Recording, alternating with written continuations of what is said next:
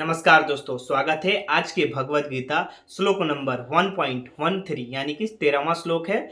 आपकी आत्मा यानी कि कॉन्शियसनेस के दृष्टिकोण से चलते पहले आज 13वें श्लोक को पढ़ते हैं, फिर श्लोक के अर्थ को जानेंगे, फिर आत्मिक दृष्टिकोण से गहराई से हम समझेंगे उसको। चलते पहले श्लोक को पढ़ते हैं।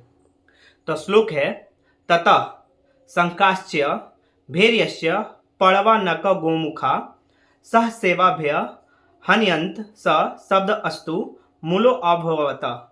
अर्थ है फिर शंख, नगाड़े, ढोल, मृदंग और तुरहियों की ध्वनि एक साथ बज उठी और उस तीव्र आवाज ने आकाश को गुजा दिया। अब हम आत्मिक दृष्टिकोण से गहराई से समझेंगे।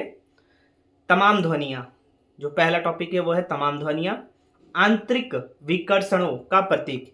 यह श्लोक हमारे भीतर और बाहर उठने वाली विभिन्न मानसिक और भावनात्मक विकर्षणों यानी कि शोर का प्रतीक है, जो आत्मा की शांति को बाधित करते हैं। जब हम किसी महत्वपूर्ण कार्य में आगे बढ़ने की कोशिश करते हैं तो बाहरी और आंतरिक अवरोधों को ध्वनियां एक साथ उठते हैं, जिससे हमारी एकाग्रता भंग होती है।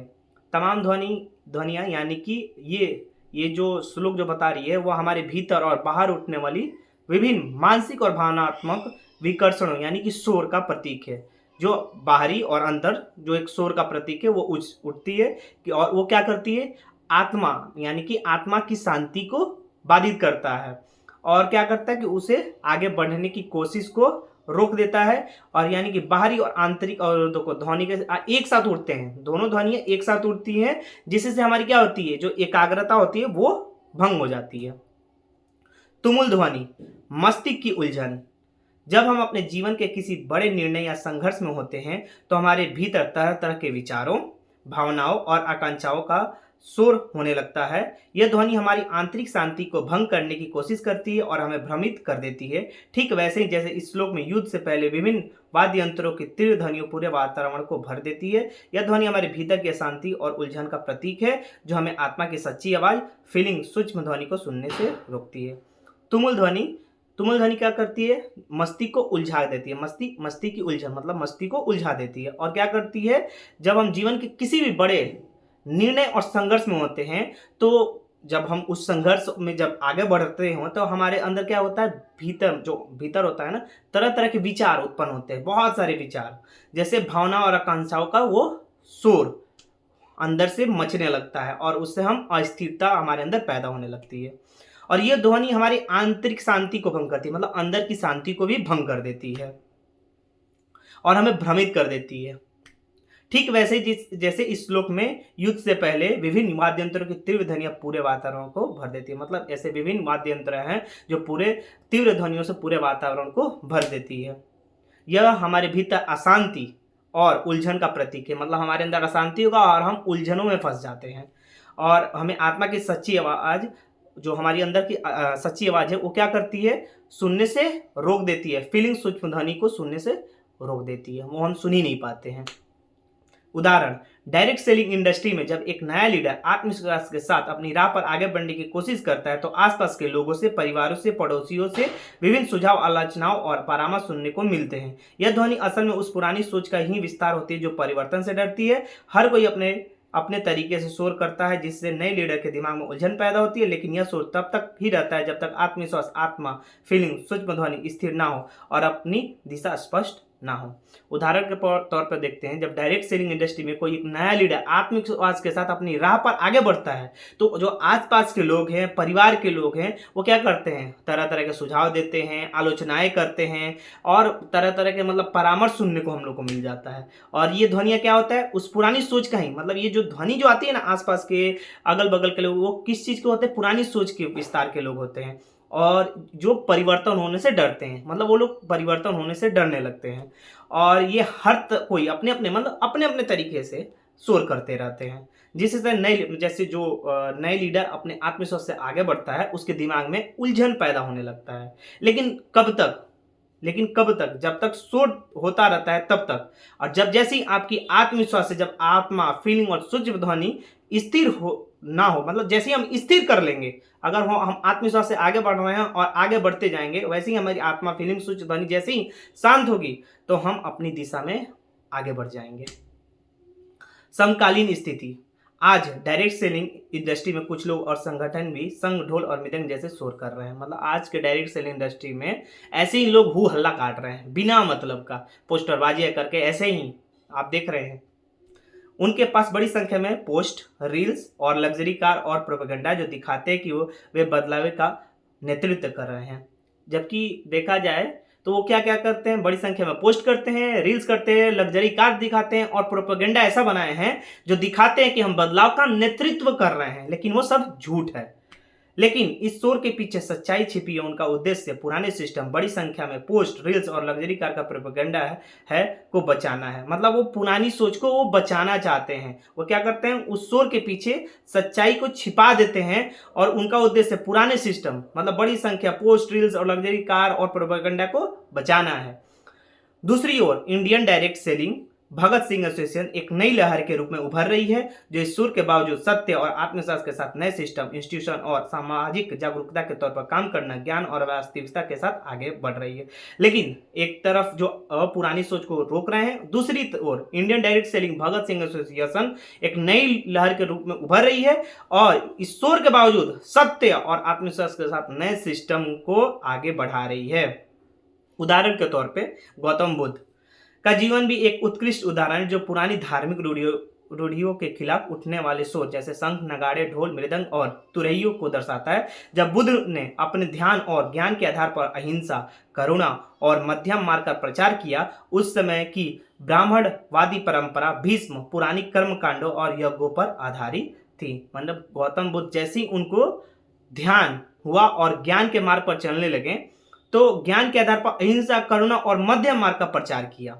और उस समय की जो ब्रह्मवादी मतलब ब्राह्मणवादी जो प्रचार परंपरा थी वो भीष्म जैसी थी और वो क्या चाहती थी कि पुरानी कर्मकांडों और यज्ञों पर ही आधारित हो, उसी पे लोग चले, मतलब पुरानी सोच पे ही लोग चले, यज्ञ करें, पुरानी कर्मकांड जो होती थी वह उसी पे चले। वो भीष्म जैसे मतलब यानी कि पुरानी सोच पे ही वो चाहते थे। कौन? ब्राह्मणवादी परंपराएं।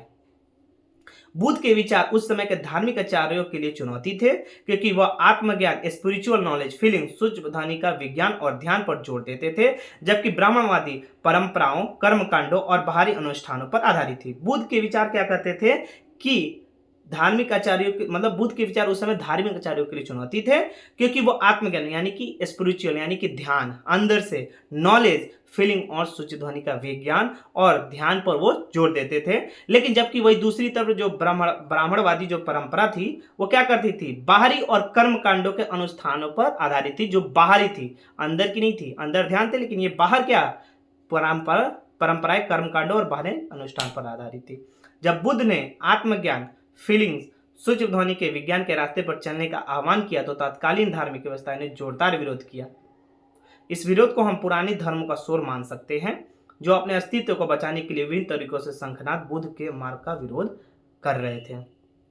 हालांकि गौतम बुद्ध के आत्मविश्वास, भीम और उनके उपदेशों ने ईश्वर को पार किया और आज बौद्ध धर्म एक विशाल धर्म के रूप में पूरी दुनिया में फैला हुआ है, जो करुणा, ध्यान और आत्मज्ञान का प्रतीक है। जो आप इससे वाकिफ हैं, आप देख सकते हैं कि गौतम बुद्ध के आत्मविश्वास के बल पर ही आज उनके उपदेश ने ऐसे विशाल धर्म के रूप में दुनिया में फैला हुआ है, जिसके माध्यम से लोगों के अंदर करुणा है, ध्यान है और आत्मज्ञान का प्रतीक बना हुआ है, जो आप बखूबी देख सकते हैं।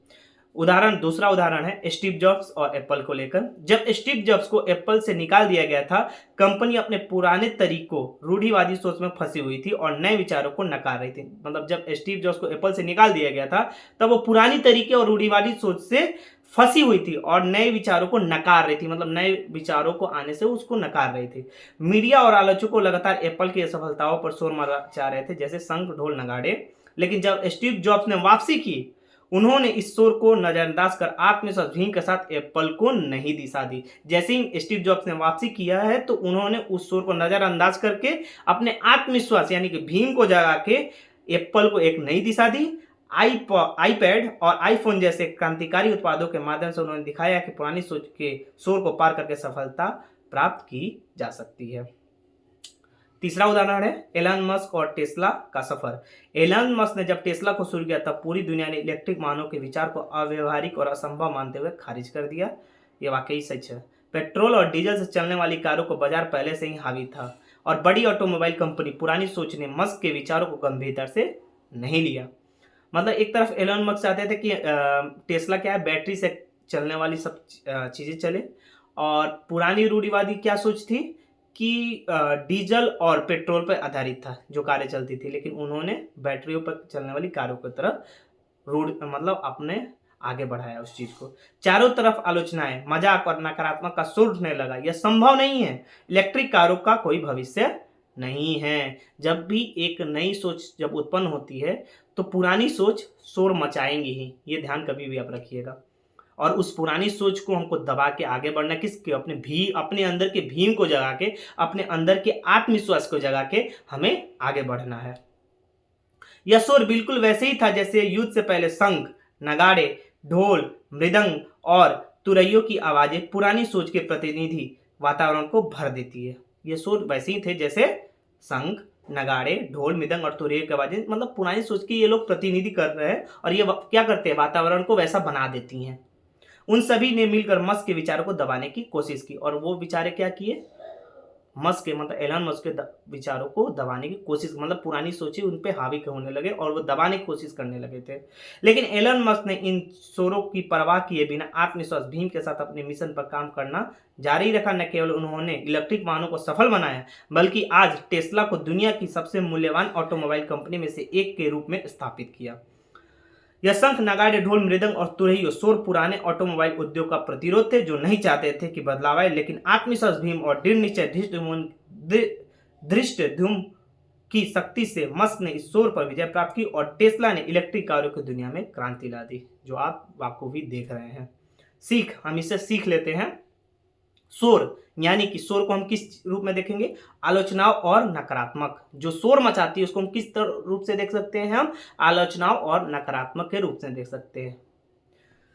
का उद्देश्य हमें रोकना है, लेकिन आत्मा, कॉन्शियसनेस, फीलिंग की सूक्ष्म ध्वनि की सच्ची आवाज को सुनने वाला व्यक्ति और आत्मविश्वास की दिशा में आगे बढ़ने वाला व्यक्ति इस शोर को नजरअंदाज करके अपने लक्ष्य को प्राप्त करता है। मतलब जो शोर, आलोचनाएं और नकारात्मक उद्देश्यों को जब भी आपको रोकना है तो अपने आत्मा यानी कॉन्शियसनेस को जगाना होगा और सच्ची आवाज को आपको अंदर से सुनना पड़ेगा। और जैसे ही आप सच्ची आवाज के अंदर से सुनेंगे, वैसे ही आप आत्मविश्वास की दिशा की तरफ आगे बढ़ेंगे और एक सफलता की ऊंचाई पे आगे आप बढ़ सकते हैं। जाते जाते आपसे सेल्फ रिफ्लेक्शन टिप है, जो आपसे सवाल रहता है, तो इस सवाल का जरूर आप जवाब दीजिएगा। आपके जीवन में कौन से आंतरिक या बाहरी शोर हैं जो आपकी आत्मा की आवाज को दबा रहे हैं? क्या आप अपने जीवन में भी एलन मस्क की तरह शोर, शंख, नगाड़े, ढोल, मृदंग और तुरैयों को पार करके सफलता की दिशा में आत्मविश्वास के साथ आगे बढ़ने को तैयार हैं? क्या आप Indian direct selling Bhagat Singh association के मेंबर बनकर अपना कैरियर और समाज के लिए गर्वित करने वाला कार्य करना चाहते हैं? तो इसका जरूर आप जवाब दीजिएगा। तो फिर मिलते हैं आपसे अगले श्लोक में, तब तक के लिए नमस्कार। लाइक कीजिएगा, शेयर कीजिएगा और सब्सक्राइब कीजिएगा।